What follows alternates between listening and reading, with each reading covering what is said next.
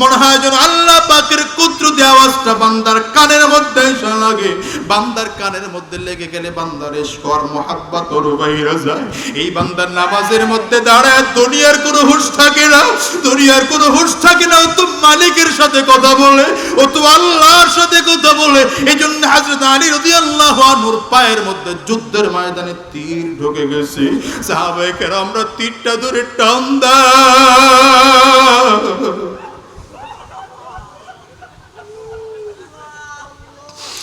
আর হযরত আলী চোখের পানিগুলো ছেড়ে কান্দেন, চিল্লায়, ভাই টান দিস না, তীরগুলো যদি টানো আমি ব্যথা পাই, আমি ব্যথা পাই। নবী আমার ডাক দেখায়, আমার আলীরে তোরা এমন করে পায়ের থেকে তীর বের করতে পারবি না, আমার আলীরে নামাজের মধ্যে দাঁড় করাতে।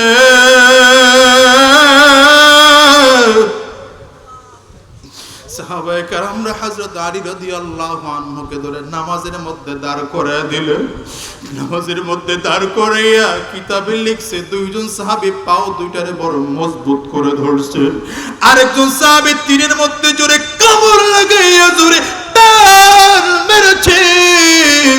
হযরত আলী রাদিয়াল্লাহু আনহুর পায়ের ভিতর থেকে তীর বের হয়ে গেল। নামাজ শেষ করে হযরত আলী পায়ের দিকে তাকায় দেখে রক্ত পড়তেছে কিন্তু তীর নাই। সাহাবায়ে কেরামদের দিকে তাকায় কয়, ভাই আবার তীর কোথায়? ওরে কিছু বান্দা আছে নামাজের মধ্যে দাঁড়াইলে দুনিয়ার কোনো হুঁশ ওদের থাকে না। আল্লাহর কিছু বান্দা আছে ওদের কোরআন তেলাওয়াত করলে দুনিয়ার কোনো হুঁশ ওদের থাকে না। আল্লাহর কিছু বান্দা আছে মালিকের নামটা নিয়ে জিকির করলে দুনিয়ার কোনো হুঁশ ওদের থাকে না। আল্লাহর কিছু বান্দারা আছে জান্নাত জাহান্নামের বয়ান শুনলে ওদের হুঁশ দুনিয়ায় থাকে না। এই জন্য মাঝে মাঝে চিল্লায়, মাঝে মাঝে দৌড়ায়, মাঝে মাঝে লাফদায়, সাবধান সাবধান। ইচ্ছা করে কিন্তু করলে গুলো বড় মারাত্মক গুনাহ। কিন্তু আল্লাহর কিছু বান্দা এমন আছে জাহান্নামের বয়ান শুনলে নিজের ধরে রাখতে পারে না। ও ডানে তাকায় বামে তাকায় তো জাহান্নামের আগুন দেখে আর মনে হয় যেন মালিকের নূরের মধ্যে ধাউ ধাউ ধাউ ধাউ করে দৌড়াইতেছে। ডানেও দেখে মালিকের নূর, বামেও দেখে মাওলার নূর, ও সামনেও দেখে আল্লাহর নূর, পেছনেও দেখে আল্লাহর নূর। ওই বান্দারে কিচ্ছু বইল না, বান্দা চিল্লাইতে থাকো, আমার মালিক ওই চিল্লানিটারে বড় ভালোবাসে। কারণ চোখের পানি ছাড়া কিন্তু মুক্তি পাওয়া বড় মুশকিল। দুনিয়ার ঘরে আগুন লাগলে যেমন, দুনিয়ার ঘরে আগুন লাগলে যেমন পানি ছাড়া নেভানো যায় না, এর দুনিয়ার মানুষ তুমি কি বুঝো না, তুমি কি মোটেও বুঝো না। দুনিয়ার ঘরে আগুন লাগলে বালতিতে বালতিতে পানি ভরতে হয়, ফায়ার সার্ভিস খবর দিতে হয়। তোমার আমার গুনাহের কারণে ওই কবরের মধ্যে আগুন।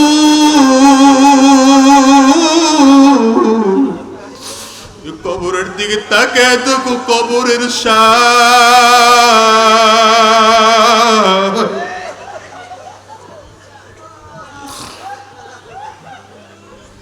তোমার আমার দিকে হা করে তাকায় আছে,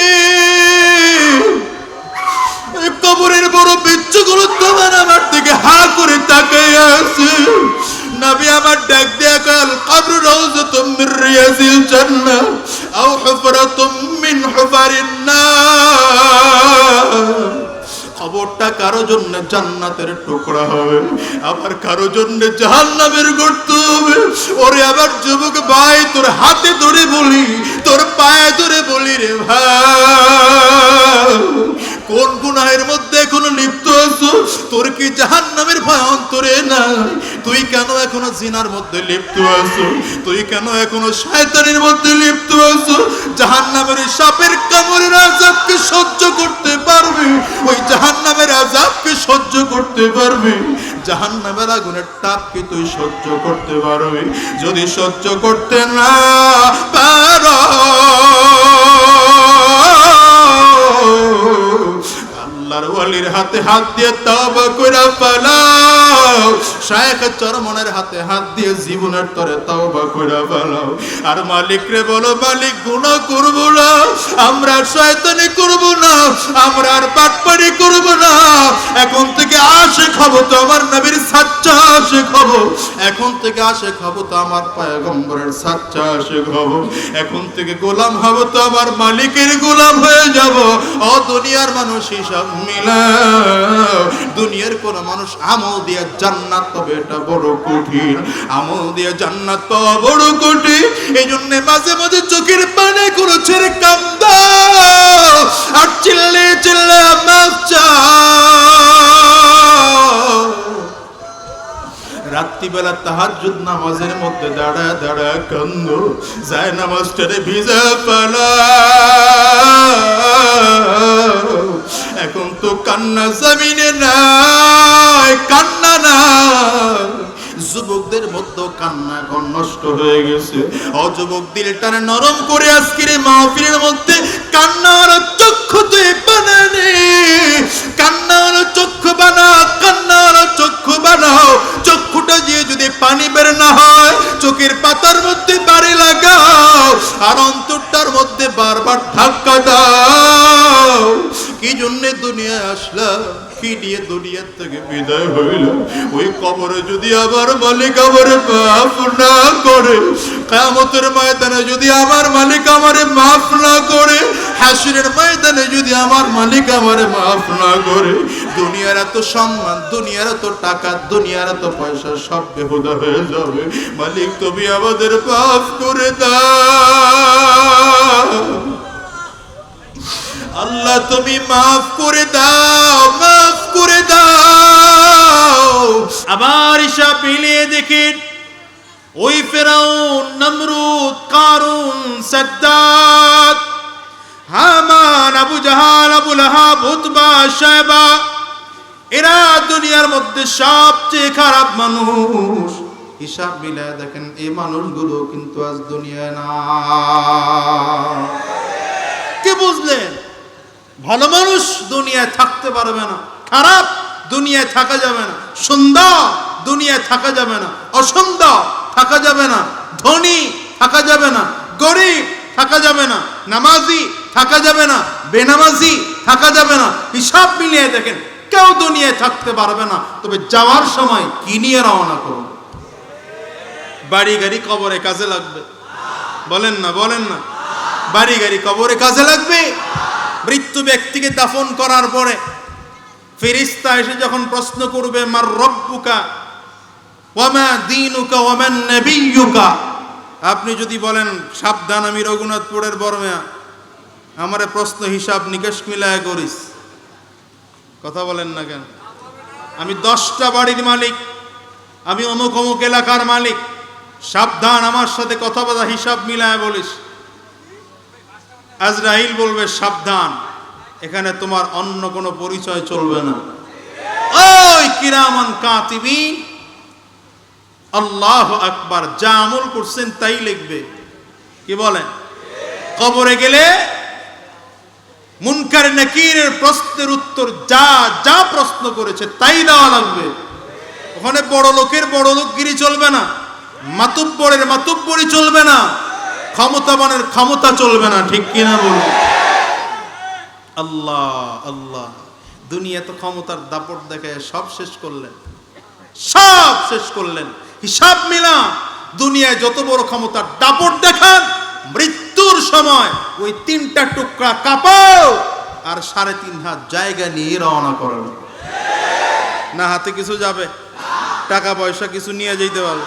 যেতে হবে খালি হাতে, যেতে হবে খালি হাতে, সঙ্গে কিছুই যাবে না, 3.5 হাত জায়গা পাবি, পাবি না রে বিছানা। বলেন কষ্ট হয় তো বলেন না?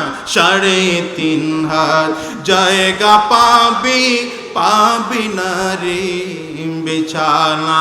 যেতে হবে খালি হাতে, যেতে হবে খালি হাতে সঙ্গে কিছুই যাবে না, 3.5 হাত জায়গা পাবি, পাবি না রে বিছানা।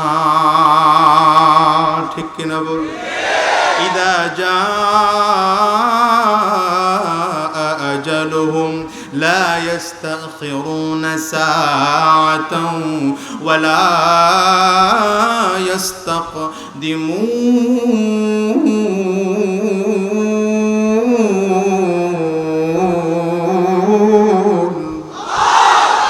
ঘোষণাটা কার? ডান হাতের শাহাদাত আঙ্গুলিটা উঁচু করে চিল্লায় বলেন, ঘোষণাটা কার? আল্লাহর ঘোষণার মধ্যে কোনো সন্দেহ আছে? কোনো সংশয় আছে? সাদ্দাত দুনিয়ার মধ্যে বড় সম্পদওয়ালা মানুষ, হিসাব মিলাইলো আমি আল্লাহর জান্নাতে যাব না, নিজের মতো নিজে জান্নাত বানায় থাকবো। নিজের মতো করে নিজে চমৎকার করে বালাখানা তৈরি করলেন, টাকা পয়সার কোনো অভাব ছিল না। আশেপাশের মন্ত্রীরা পরামর্শ দিল, বাদশা নামদার, মালিকের জান্নাতে নাকি হুর পাওয়া যায়, গিলমান পাওয়া যায়। বলে হুর আর গিলমান আবার কি? সাদ্দাদের মন্ত্রীটা গিয়ে পরিচয় দেয়, সাদ্দাদ, হুর আর গিলমানের পরিচয় হলো জান্নাতের মধ্যে সুন্দরী রমণী রূপসী মেয়েদেরকে হুর বলা হয়। জান্নাতের মধ্যে সুন্দর আর রূপসী সুন্দর চমৎকার চমৎকার যুবকদেরকে গিলমান বলা হয়। সাদ্দাদ দেখে আল্লাহর জান্নাতের মধ্যে যদি হুর থাকে, গিলমান থাকে, আমার জান্নাতের মধ্যেও হুর লাগবে, গিলমান লাগবে। বলুন তো, সাদ্দাদের জান্নাতের হুর আর আমার মালিকের জান্নাতের হুর এক না ব্যবধান আছে? চিল্লায় জোরে কাও, এক না ব্যবধান আছে? আমার আল্লাহর জান্নাতের হুর এত চমৎকার, হাদিসের মধ্যে আসছে জান্নাতি একজন মানুষ, জান্নাতি একজন মানুষ জান্নাতের গেট দিয়ে ঢুকতে দেওয়া হবে। ঢুকলেই তাকায় দেখবে একজন নয়, 2 জন নয়, 70 জন আল্লাহর বান্দি হুর কাতার করে দাঁড়াইয়া আছে। চেহারা এত সুন্দর, তাদের মুখের একটু লালা যদি পৃথিবীর মাটির পানির মধ্যে পড়তো, আল্লাহর কসম পৃথিবীর টোটাল পানি মধুতে পরিণত হয়ে যেত। সুন্দর, এত সুন্দর, চামড়ার মধ্য দিয়ে রগ আছে, রগের মধ্যে রক্ত কণিকা আছে, রক্ত কণিকা গুলো একের পর এক সুন্দর চমৎকার করে করে দৌড়াইতেছে, এটা ক্লিয়ার দেখা যায়। আমার মুসলমান ভাই, মানুষ জান্নাতি মানুষ মনে করবে এই এত সুন্দর হুর মনে হয় এটা আমার জন্য, কিন্তু হুররা ডাক দিয়ে বলবে, না না, আল্লাহর বান্দা সামনের দিকে কদম বাড়াও, সামনের দিকে কদম বাড়াও। আল্লাহর বান্দা আরেকটা গেট পার হয়ে আবার সামনের দিকে চলে যাবে, দেখবে সেখানে আরো 70 জন হুর আছে, এদের চেয়ে আরো চমৎকার। সেখান থেকেও হুররা বলবে, আল্লাহর বান্দা আরো সামনের দিকে কদম বাড়াও। আবার সামনের দিকে কদম বাড়ানো হবে, আবার আরেকটা গেট পার হয়ে দেখবে এর চেয়ে আরো চমৎকার। আবার সামনের দিকে তারা বলবে, কদম বাড়াও, আরো সামনের দিকে কদম বাড়াবে, সেখানেও দেখবে এর চেয়ে আরো চমৎকার। এভাবে করতে করতে 70টা দরজা পার হয়ে যাবে, 70,000 দরজা পার হয়ে যাবে। প্রত্যেক দরওয়াজার মধ্যে সুন্দরী রমণী রূপসী আল্লাহর হুররা আছে। এরা এত চমৎকার, দুনিয়ার মানুষের সৌন্দর্য যদি একটা পাল্লায় রেখা দেওয়া হয়, আর জান্নাতে একজন হুরের একটা আঙ্গুল বা নখের সৌন্দর্য যদি আরেক পাল্লায় রেখে দেওয়া হয়, আল্লাহর কসম জান্নাতি হুরের সৌন্দর্য বেড়ে যাবে।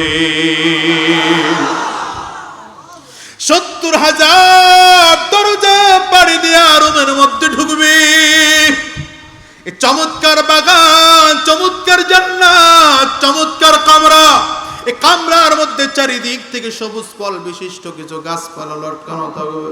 ওর মধ্যে স্বর্ণের চেয়ার আছে, স্বর্ণের চেয়ারের মধ্যে আবার মতি খোঁচন করা আছে। স্বর্ণের চেয়ারের মধ্যে আল্লাহর একজন বান্দি হুর বসে আছে। যখন জান্নাতি পুরুষটা ওই হুরের চেহারার দিকে তাকাইবে, একটা নজরের মধ্যে 40 বছর চলে যাবে, চোখের পলক ফেলবে না। একজন আর একজনের দিকে তাকায় আছে। এই যুবক, তোমাকে বলি, তোমাকে বলি, এ কথাটা তোমার জন্য বলছি। দুনিয়ার এই সুন্দরী রমণী রূপসী এদের দিকে তাকায় তোমার যৌবন নষ্ট করো না, জীবন নষ্ট করো না, চক্ষু নষ্ট করো না। এই চোখটা আল্লাহ রেখেছেন জান্নাতের হুর দেখার জন্য। চোখ রাখছেন কেন আল্লাহ? কথা কয় না, কথা বয় না। জান্নাতের হুর দেখার জন্য, দুনিয়ার এই পচা গান্দা দেখার জন্য আল্লাহ রাখেন নাই। কি কথা কন না কেন?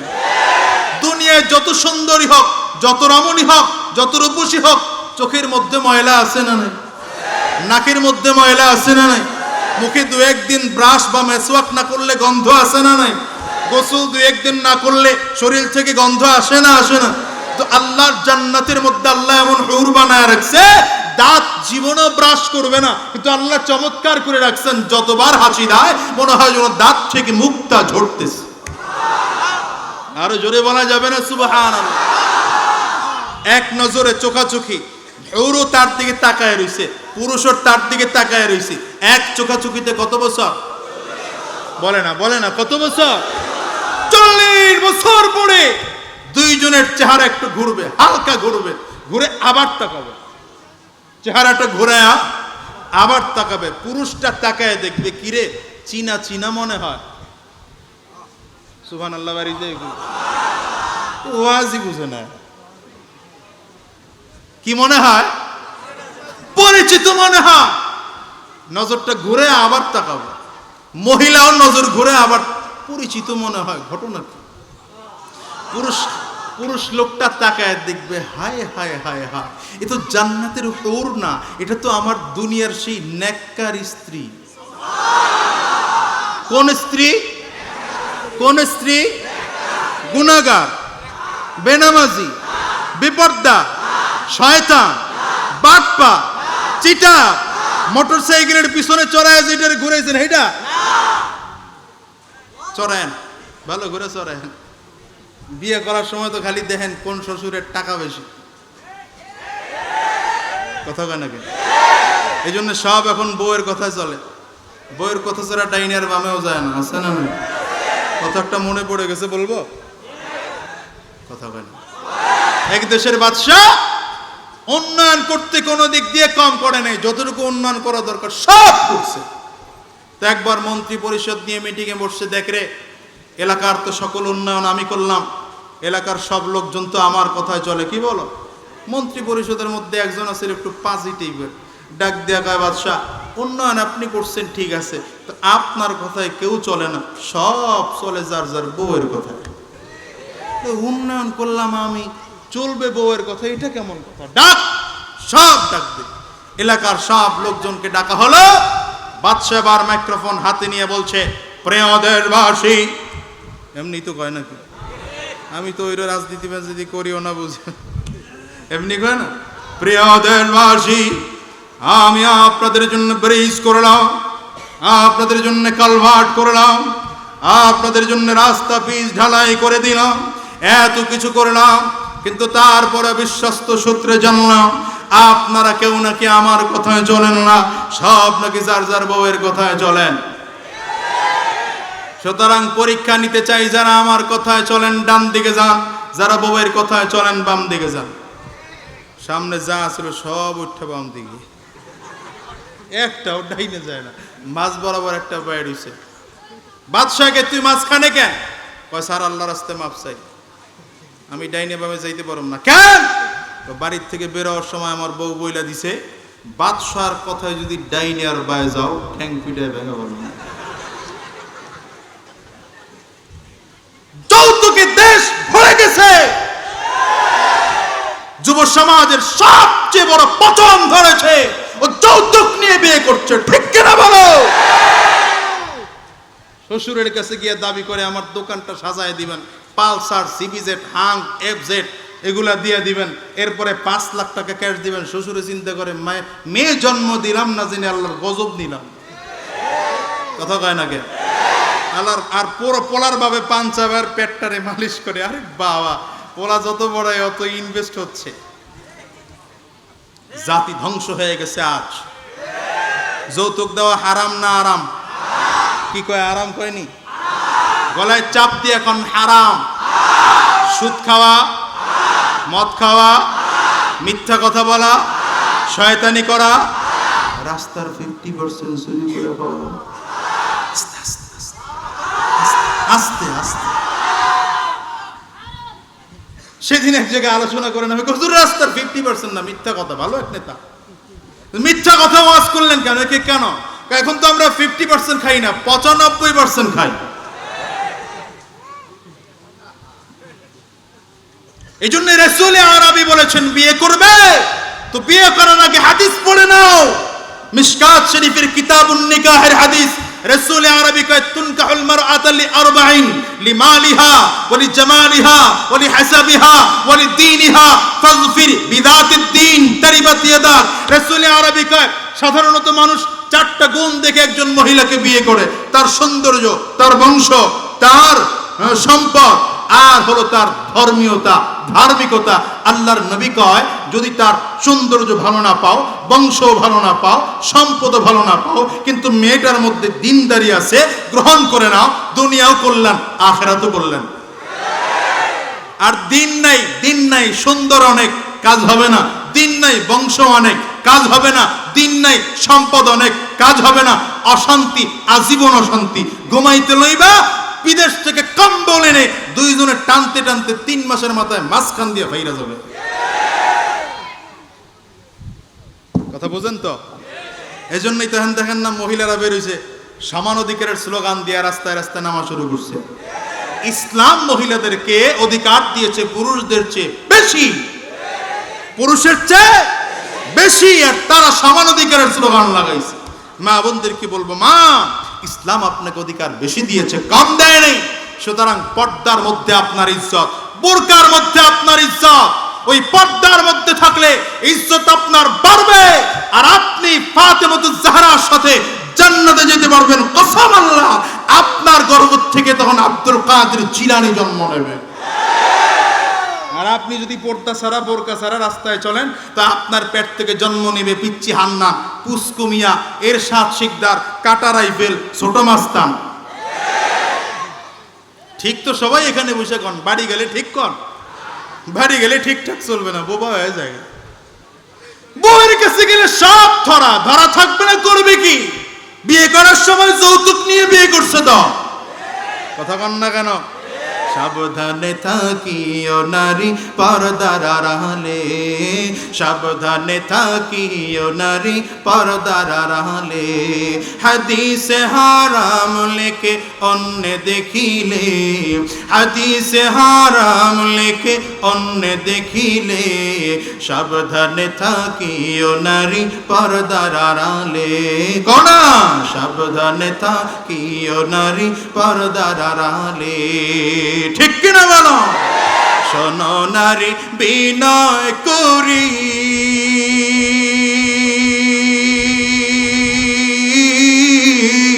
যাইও না কো পর্দা ছাড়ি।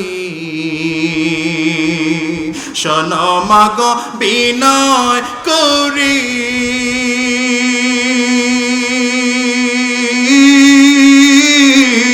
যাইও না মা পর্দা ছাড়ি। সুপারিশ করবেন না নবী দায়ুস হইলে, সুপারিশ করবেন না নবী দায়ুস হইলে। সাবধানে থাকিও। 500 বছর আগে আল্লাহ তাআলা তোমারে নিয়ে আসছে কেন? এতদিন এখানে কি করছো? স্বামী স্ত্রীর মধ্যে একটু মোহাব্বত, এই সন্দেহটাও মোহাব্বত। কথা কয় না? স্ত্রী একটু চোখের আড়াল হলে, এই আসিলা কই, কই আসিলা, কি কথা কন না কেন? আবার আপনি একটু দেরি করে গেলে, কি খবর, কি আসিলা কই? যদি একটু ভালো নেককার স্ত্রী হয়, আর যদি ওইরকম হয়, তাহলে কই, ওই মগার ঘরের মগা, ফকিন্নির ঘরের ফকিন্নি, আসিলি কই? কি কোন ঠিক না? ওইটি দিনদার হলে ফোন দিয়ে জিজ্ঞাসা করে, আসেন কই, কখন আসবেন, আমি খাবো না ঘুমা পড়বো। কি বলেন, ঠিক না? সন্দেহ ঢুকছে, 500 বছর আগে আসছো, করছো কি? স্ত্রী জবাব দিবে, 500 বছর পর্যন্ত আমার আল্লাহ তাআলা 5 ওয়াক্ত নামাজের টাইমে আমাকে আল্লাহ নিজের হাতে তুলি দিয়ে সাজাইছে। সুবহানাল্লাহটা বলবেন, চিল্লায়া জোরে বলবেন, জান্নাতে যাওয়ার মতো। বলেন, জান্নাতি হুরদের সরদার হবে দুনিয়ার নেককার স্ত্রী। এই হুর আর সাদ্দাদের হুর এক না, পার্থক্য আছে? তো সে এলাকার মধ্যে খবর লাগাইলো, আছে কে? ডাক দাও, সব ডাকো। বড় বড় সুন্দরী রমণী রূপসী মেয়েদেরকে ধরে ধরে এনে তার ঘরের মধ্যে ঢুকেছে। সব কমপ্লিট হয়ে গেল। সাদ্দাত এখন ঢুকবে, দরজার মধ্যে ঢুকছে, এক কদম ভেতরে আর এক কদম বাইরে। হঠাৎ করে তাকায় দেখে এক বুড়া দাঁড়ায় দিস।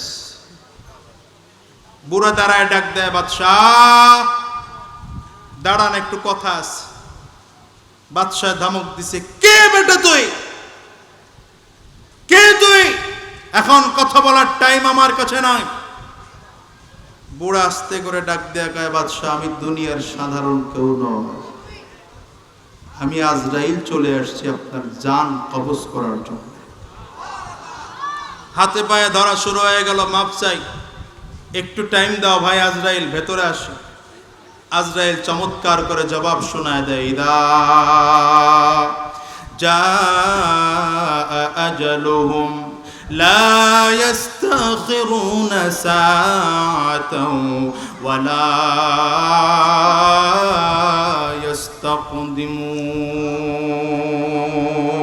ইস্তাকদিমুন।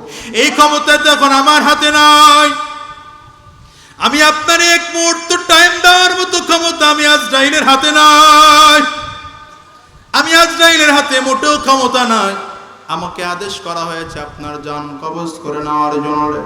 আমি আপনার জানটা কবজ করে নিয়ে যাব, এটাই আমার দায়িত্ব। মোটেও সময় দেওয়া যাবে না। কিতাবের মধ্যে লেখে, সাদ্দাতকে এক কদম ভেতরে এক কদম বাহিরে। এই মুহূর্তে আজরাইল আলাইহিস সালাতু ওয়াস সালাম জান কবজ করে নিয়ে গেলেন। হিসাব মিলায় দেখো যুবক, তুমি হয়তো মনে করতে পারো আজকে তুমি বড় যুবক হয়ে গিয়েছো। এখন তোমার মুখের দাড়িগুলো কাঁচা, মাথার চুলগুলো কাঁচা, চামড়াটা এখনো টাইট আছে।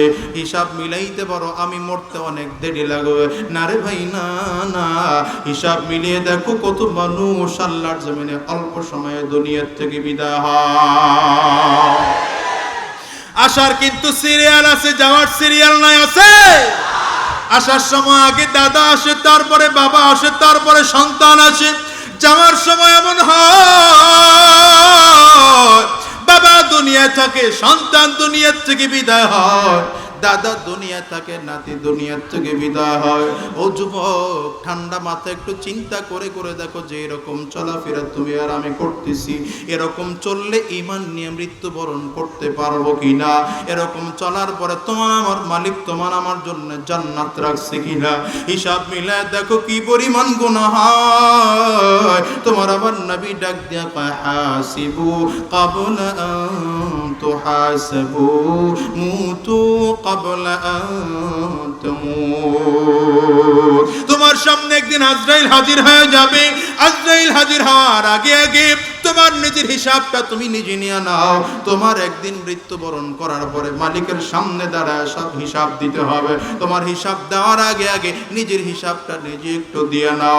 কত হিসাব মিলায় দেখো, কত মানুষের মৃত্যু কাবার চত্বরে হয়, কত মানুষের মৃত্যু কাবার তাওয়াফ করা অবস্থায় হয়, কত মানুষের মৃত্যু আমার নবীর রওজা জিয়ারত করা অবস্থায় হয়, কত মানুষের মৃত্যু হাজের ইহরাম বাঁধা অবস্থায় হয়, কত মানুষের মৃত্যু নামাজের রুকু করা অবস্থায় হয়, কত মানুষের মৃত্যু সাজদা অবস্থায় হয়, আবার কত মানুষের মৃত্যু কোরআন তিলাওয়াত করা অবস্থায় হয়। তোমার আমার মৃত্যুটা কেমন হবে হিসাব কি মিলাইছো?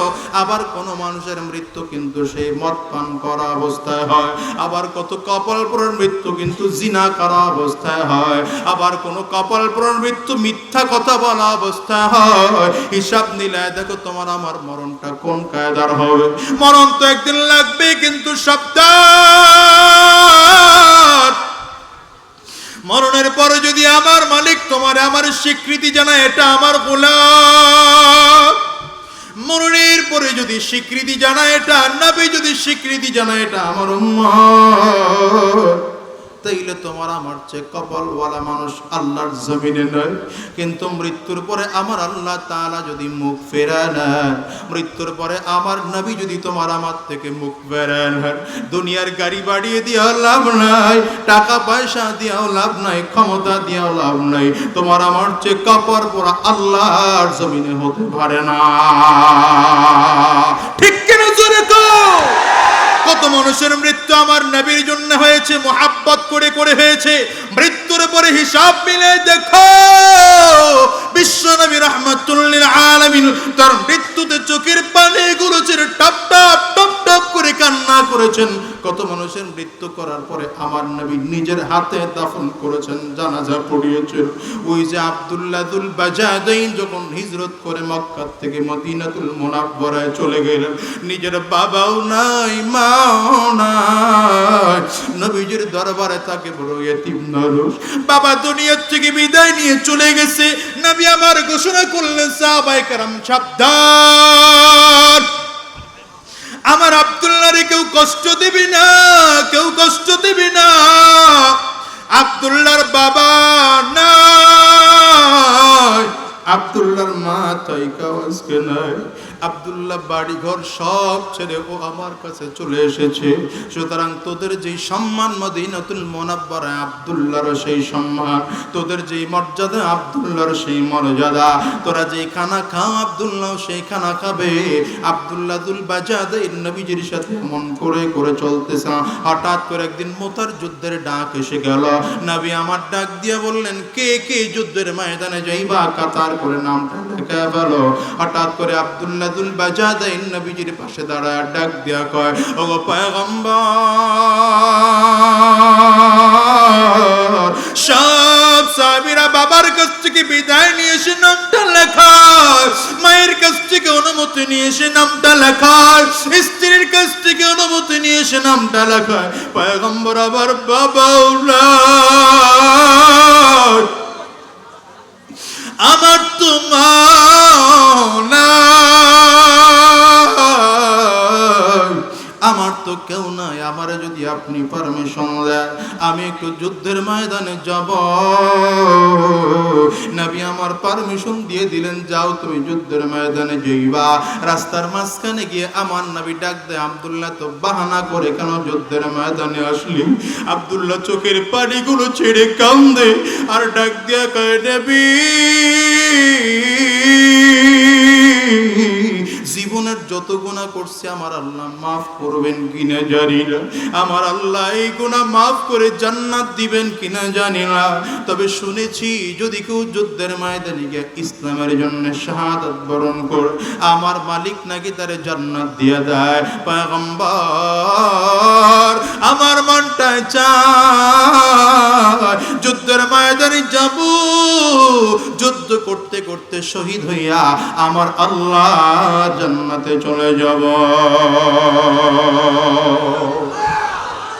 কথা শুনে আমার নবীর বড় পছন্দ হয়ে গেল। নবী আমার জবান থেকে চমৎকার একটা দোয়া বের করে দিলেন, আল্লাহ এই আব্দুল্লাহ যদি যুদ্ধের ময়দানে যাইতে না পারে, রাস্তার মধ্যে যদি দুনিয়ার থেকে অসুস্থতার কারণে বিদায় হয়েও যায়, আল্লাহ তুমি আব্দুল্লাহর শহীদি মর্যাদা দিও। বলুন তো আমার নবী কোন দোয়া করলে দোয়া কবুল হতে সময় লাগে নাকি? জোরে চিল্লায় বলুন, সময় লাগে নাকি? আমার নবী দোয়া করলেও কবুল হতে সময় লাগে না, বদদোয়া করলেও কবুল হতে সময় লাগে না, ঠিক না বেঠিক? জোরে বলুন।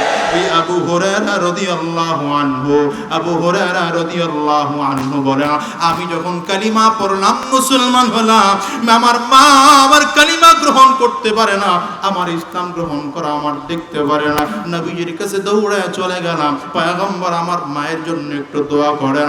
নবীজি হাত উঠিয়েছেন, দোয়া শুরু করবেন। হযরত আবু হুরায়রা বলেন, আমি একটা দৌড় দিলাম, আমি চেষ্টা করতে চাইলাম, পরীক্ষা নিতে চাইলাম আমার নবীর দোয়াটা কবুল হয়ে বাড়ি আগে পৌঁছে না আমি আবু হুরায়রা আগে পৌঁছাই। দৌড়াইতে যখন বাড়ির দরওয়াজার সামনে দাঁড়ায় গেলাম, আস্তে করে মাকে ডাক দিলাম, মায়ের ডাকের জবাবেই মনে হলো আমি আগে বাসায় পৌঁছতে পারি না, নবীর দোয়া আমার বাসায় আগে পৌঁছে গেছে। নবীজি হাত উঁচু করে যদি দোয়া করেন কবুল হতে সময় লাগে না। নবী হাত উঁচু করলে বদদোয়া করলেও কবুল হতে সময় লাগে না। ঠিক তেমন নবী আমার যদি জান্নাতে বলি তোমাকে আমাকে পরিচয় দেন, উম্মত বলে পরিচয় দেন, সাবধান জান্নাতে যাইতেও সময় লাগবে না। ঠিক কিনা বলো? আর তুমি আর আমি যত মাথায় পাগড়ি দিয়ে লম্বা জুব্বা লাগায়া ইয়া নবীর টান দিয়ে যত চিল্লায় আর লাফায়, যদি আমার নবী নিজের উম্মত বলে পরিচয় না দেয়, আল্লাহর কসম জিন্দেগিতেও জান্নাতে যাওয়া সহজ নয়। এই জন্য জীবনে যত আমলটুকু করবা বিশ্ব নবী রাহমাতুল লিল আলামিন বলেন সাবধান, আখলিস দীনাকা ইয়াকফিকাল আমালুল কলিল। আমল কম করো অসুবিধা নাই, আমল কম করো অসুবিধা নাই, কিন্তু ঈমানটারে মজবুত করে ফেলাও, দিলটারে মজবুত করে ফেলাও। নামাজের মধ্যে যখন দাঁড়াইবা মনে মনে খেয়াল করবা আমার আল্লাহ ছাড়া এখন আমার কেউ নাই। আমার ডাইনে জান্নাত, আমার বামে জাহান্নাম, আমার সামনে পুলসিরাত, আমি পুলসিরাতের উপরে দাঁড়াই আছি, আমার মালিক আমার দিকে তাকাই আছি। উবুদুল্লাহ কাআন্নাকা তারাহু ফাইন লাম তাকুন তারাহু ফাইন্নাহু ইয়ারাক। এমন করে ইবাদত করো যেন মালিক তোমারে দেখতেছেন, মালিক তোমারে দেখতেছেন, আমার মালিক তোমারে দেখতেছেন, যেন তুমি মালিকরে দেখতেছো, আমি যেন আমার মালিকরে দেখি। আমার মালিক যেন কুদরতি হাত দিয়ে আমারে ডাকে, আয় আয় আয় বান্দা ফিরে যাবি না, আমার দরবার থেকে দৌড়ে যাবি না।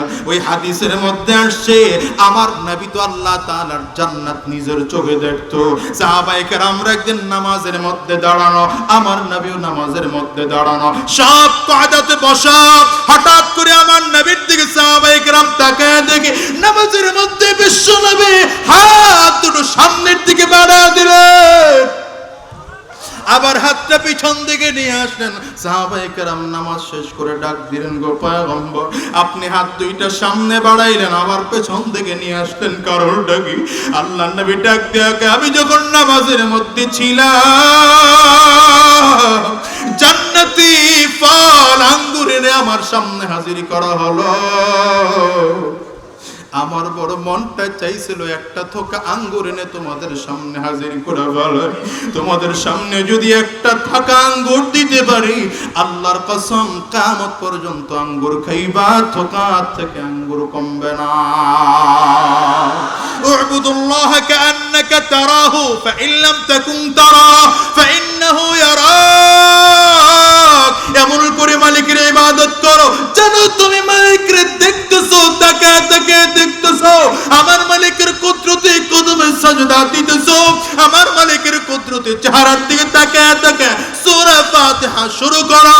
আমার মালিক যেন জবাব দেয়, তুমি নিজের কানে শুনতেছো, মালিকের দিকে তাকায় তাকায় বড় আলহামদুলিল্লাহি রাব্বিল আলামিন। হাদিসে কুদসির মধ্যে আসছে আমার মালিক ডাক দিয়া কয়, আকাসসাবতু সালাতা বাইনি ওয়া বাইনা আবদি নিসফাইন। আমার মাঝে আর বান্দার মাঝে নামাজকে দুইটা সমান সমান ভাগ করে দিলাম। বান্দা যখন নামাজের মধ্যে দাঁড়াইয়া চমৎকার করে পড়তে থাকে আলহামদুলিল্লাহি রাব্বিল আলামিন, আমার মালিক কত চমৎকার করে কুদরতি জবান দিয়ে জবাব দেয়, হামিদানি আব্দি, আমার বান্দা আমার প্রশংসা করলো, আমার বান্দা আমার প্রশংসা করলো। আল্লাহর নেককার বান্দাদের তো এমন মনে হয় যেন আমার মালিকের কুদরতি কণ্ঠের আওয়াজ বান্দার কানের মধ্যে ঢুকে গেছে, বান্দার কানের মধ্যে ঢুকে নামাজের আগ্রহ আরো বেড়ে গেছে। নামাজের মধ্যে দাঁড়িয়ে এবার বান্দার চমৎকার করে পড়ি আর রহমানির রহিম।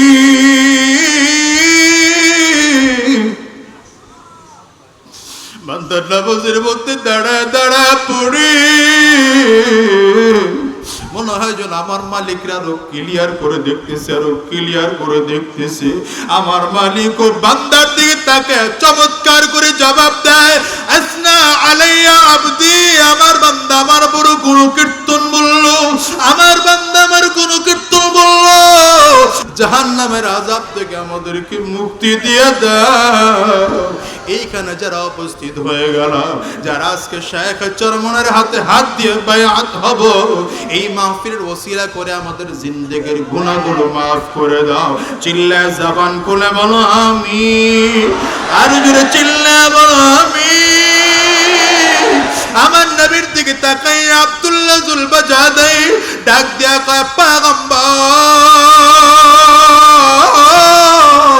নিজের আমল দিয়ে আল্লাহর কাছে মাপ পাবো কিনা জানি না, তবে শুনছি যুদ্ধের ময়দানে গিয়ে শহীদ যদি হওয়া যায় তাইলে নাকি আমার মালিকের জান্নাত পাওয়া বড় সহজ। আমার মুসলমান ভাইরা, নবীর দোয়া তো কবুল হয়ে গেল। সাহাবায়ে কেরাম বিকাল থেকে লক্ষ্য করে আব্দুল্লাহর শরীরে প্রচন্ড জ্বর। জ্বরের কারণে আব্দুল্লাহ সামনের দিকে কদম বাড়াইতে পারে না। আব্দুল্লাহ থর থর থর থর করে কাঁপা শুরু করে দিয়েছে। সাহাবায়ে কেরামরা তাকে তাকে দেখে আব্দুল্লাহ মাগরিবের নামাজও পড়তে জামাতের সাথে পারে না, ইশার নামাজও জামাতের সাথে পড়তে পারে না। প্রচন্ড জ্বর। আমার নবীকে রাত্রিবেলায় খবর দেওয়া হলো। আমার নবী তাঁবুর মধ্যে এসে দেখলেন আব্দুল্লাহর শরীরে জ্বর। আমার নবী এত মুহাব্বত করতেন, আব্দুল্লাহর মাথাটাই না নবীজির রানের মোবারকের উপরে রাখলেন, নিজের ডান হাত দিয়ে মাথাটারে মুছা আর ডাক দেখে আব্দুল্লাহ চিন্তা করবি না, আমি তোর পাশে আছি, আমি তোর পাশে আছি, আমি তোর পাশে আছি। কিন্তু রাত যত গভীর হয় আব্দুল্লাহর শরীরের জ্বর আরো বাড়তে থাকে। জ্বর বাড়তে বাড়তে বাড়তে বাড়তে গভীর রাতে একটা সময় আল্লাহর বান্দা দুনিয়া থেকে বিদায় নিয়ে চলে গেছে। আমার নবী চোখের পানিগুলো ছেড়ে কাঁদে, সাহাবায়ে কেরামরাও চোখের পানি ছেড়ে কাঁদে। ওরে যুবক, মৃত্যুটা কত চমৎকার। আমার নবীর রান মুবারক ওর মাথা রেখে দুনিয়ার থেকে বিদায় হয়, এটা কয়জনের নসিব হয়? অনেক কান্নাকাটির পরে আমার নবী ডাক দেয়া কয় সাহাবায়ে কেরাম তাড়াতাড়ি কর, আব্দুল্লাহর জন্য কবর খোদার ব্যবস্থা কর। আব্দুল্লাহর কবর খোদা হয়ে গেল। আমার নবী নিজেই জানাজার ইমামতি করলেন। জানাজার ইমামতি করিয়া খাটিয়ার একটা পাশ উঠায় নবীজি নিজে কাঁধের উপরে নিয়ে নিলেন। আল্লাহু আকবার। আমার নবী নিজে কাঁধের মধ্যে উঠে কবরের দিকে রওনা হয়।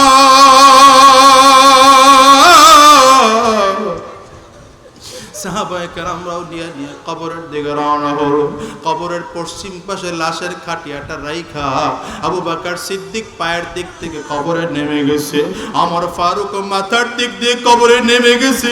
এখনো কবরে একজন নামা বাকি আছে, কারণ লাশ কবরে নামানোর জন্য তিনজন কবরে নামতে হয়। আমার নবীর চোখ দিয়ে টপ টপ টপ টপ করে পানিগুলো পড়ে আর ডাক দেয়া কয় সাহাবীরা না না না, তোরা কেউ আব্দুল্লাহর কবরে নামবি না। আমি নবী নিজে আব্দুল্লাহর কবরে নামবো। আমার নবী নিজে আব্দুল্লাহর কবরের মধ্যে নাইমা হাত দুইটা বাচ্চাদের মধ্যে করে বাড়ায় দিছে আর ডাক দেয়া কয় দে দে। আব্দুল্লাহর লাশটা আমি নবীর হাতে দে। আমার নবী আব্দুল্লাহর লাশটা হাতের মধ্যে দিয়ে আস্তে করে কবরের মধ্যে রাখলেন। আব্দুল্লাহ আবু বকর সিদ্দিক পায়ের বান খুলে উঠে গেলেন, আমার ফারুক মাথার বানটা খুলে উঠে গেলেন। আমার নবী কবরের বানটা কইলা কবর থেকে উঠে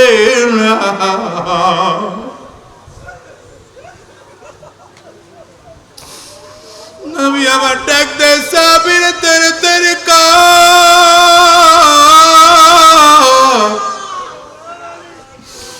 মাটির চাকাগুলো আমার কাছে দে, পাথরগুলো আমার কাছে দে।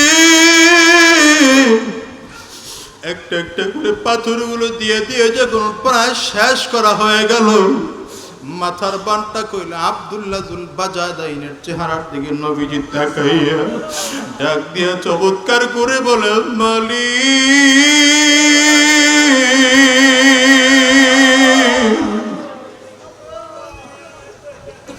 এই আব্দুল্লাহর বাবাও নাই, ওর মাও নাই,